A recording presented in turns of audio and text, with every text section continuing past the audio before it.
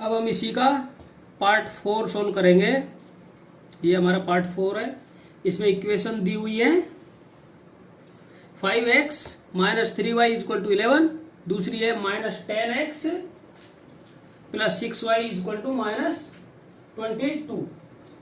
ये हमारी इक्वेशन दी हुई है। तो अब हम क्या करेंगे, सबसे पहले इन इक्वेशंस को लिख लेंगे। ठीक, पहले जो सवाल किए 5x 3y इक्वल टू 11, दूसरी equation minus 10x plus 6y equal to minus 22। तो सबसे पहले तो क्या करेंगे, इनको रीअरेंज करेंगे किसमें, ax by plus c equal to 0 के रूप में, रेखीय समीकरण के रूप में। यह लिखेंगे रीअरेंज द इक्वेशंस, बराबर है। तो रेखीय समीकरण के रूप में पहली को लिखेंगे तो 5x माइनस 3y, इसको पक्षांतर विधि से लेफ्ट साइड में लाएंगे तो यह हो जाएगा माइनस 11 इक्वल टू 0। ये इक्वेशन 1 हो जाएगी। इसी प्रकार दूसरी वाली को माइनस 10x प्लस 6y, इधर को लाएंगे राइट साइड में 22 को, तो ये हो जाएगा प्लस 22 इक्वल टू 0। ये हमारी इक्वेशन 2 हो जाएगी, बराबर। अब हम क्या करेंगे, इन दोनों इक्वेशंस को रेखीय समीकरण युग्म के व्यापक रूप से कंपेयर करेंगे। तो यह लिखेंगे compare to general form of linear equation. तो ये क्या है हमारी, a1x plus b1y plus c1 equal to 0, equation 1 है। a2x plus b2y plus c2 equal to 0, ये हमारी इक्वेशन 2 है। अब हम कोफिशिएंट ले लेंगे। a1 का कोफिशिएंट क्या हो गया, a1 इक्वल टू 5, b1 क्या हुआ माइनस 3, c1 हो गया माइनस 11। इसी प्रकार a2 माइनस 10, b2 6 और c2 हो गया 22। अब हम क्या करेंगे,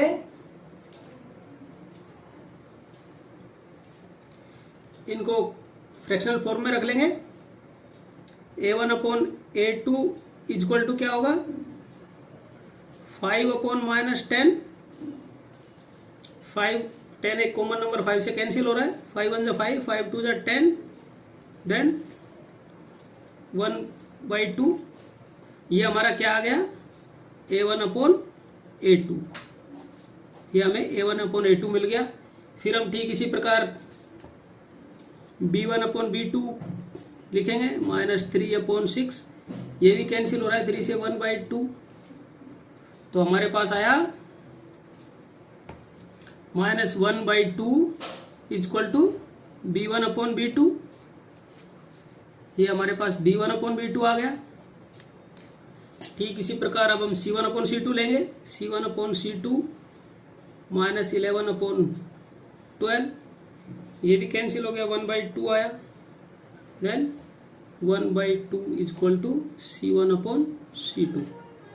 तो ये भी हमें c1 अपॉन c2, तीनों रेशियो कंपेयर करने वो हमें प्राप्त हो गए।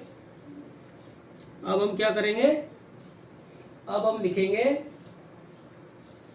a1 अपॉन a2 क्या है हमारे पास 1/2, b1 अपॉन b2 भी यही है माइनस 1/2, सॉरी माइनस है ये। तो अब देखते हैं, यहां लिखेंगे हैंस, या हेयर लिखेंगे, here a1 upon a2 equal to, a1 upon a2 क्या है माइनस 1/2 और equal to b1 upon b2, b1 upon b2 भी माइनस 1/2 है, equal to c1 upon c2, ये भी क्या है माइनस 1/2। हमें पता है अब हम ये कह सकते हैं, हमें पता है जब A1 upon A2, B1 upon B2 तथा C1 अपॉन C2 होता है तो ऐसे रेखीय समीकरण युग्म को ग्राफ पेपर पर अंकित करने पर हमें क्या मिलता है, एक कोइंसिडेंट या कोइंसाइड लाइन प्राप्त होती है दोनों। और ऐसे रेखीय समीकरण युग्म के क्या होते हैं, अनंत हल होते हैं। और ऐसे रेखीय समीकरण युग्म को हम consistent but dependent pair of linear equations कहते हैं। तो अब हम यहां पर लिखेंगे, हमारा सॉल्यूशन क्या होगा, so this pair of linear equation is consistent. हमें यही पूछा गया था सवाल में कि ये pair of linear equation consistent pair है या इनकंसिस्टेंट, यही हमारा आंसर होगा। ओके साथियों,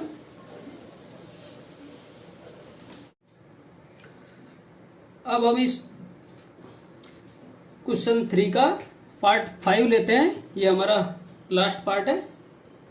तो हमारी इक्वेशंस क्या हैं, सबसे पहले लिखते हैं 4/3x plus 2y equal to 8। दूसरी है 2x plus 3y equal to 12, 2x plus 3y equal to 12। सबसे पहले रेखीय समीकरण के रूप में लिख लेंगे, ax plus by plus c equal to 0 के रूप में लिखेंगे। तो क्या आएगा, 4/3x plus 2y minus 8 equal to 0। Equation 1, 2x plus 3y minus 12 equal to 0। Equation 2 हो गई। अब लिखेंगे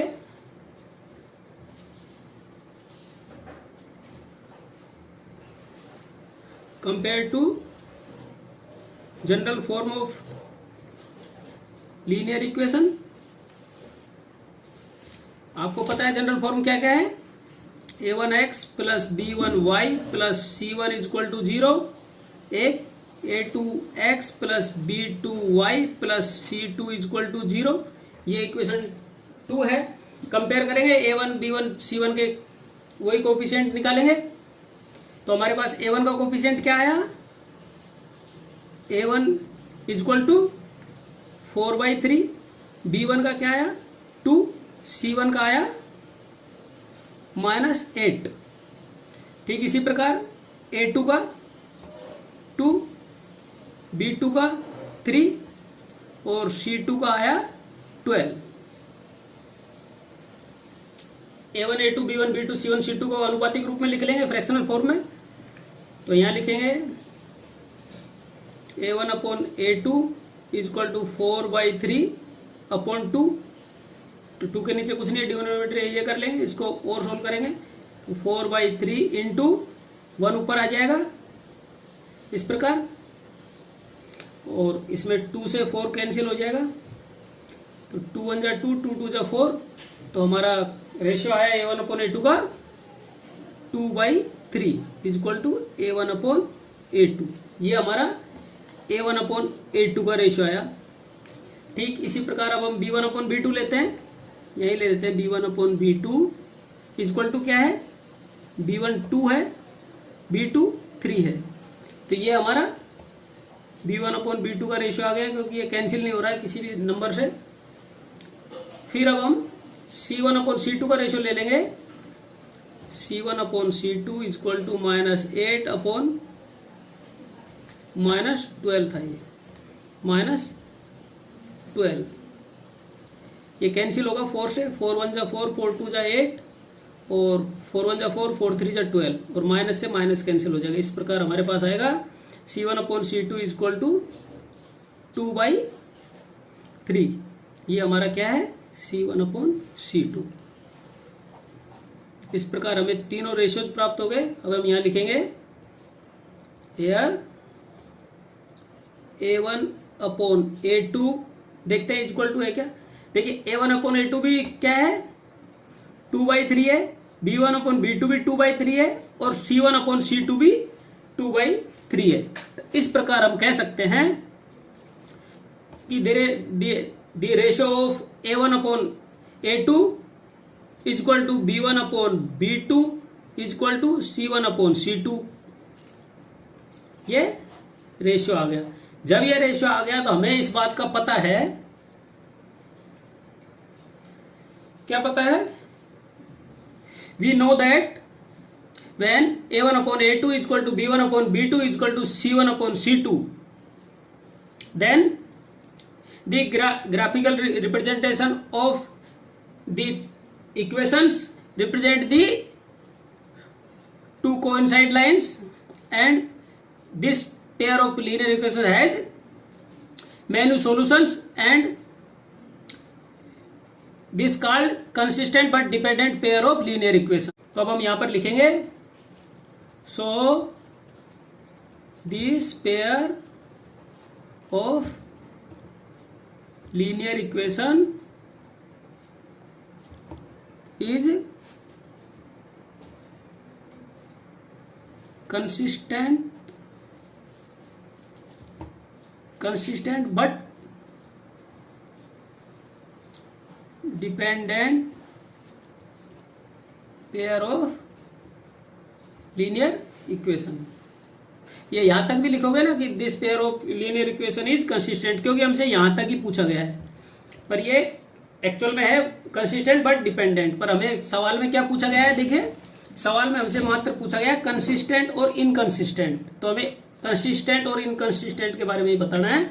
ये डिपेंडेंट वगैरह चलो लिख दिया तो अच्छी बात है, नहीं तो कोई जरूरत है नहीं। ओके साथियों, इस प्रकार ये हमारा सवाल सोल्व हो गया।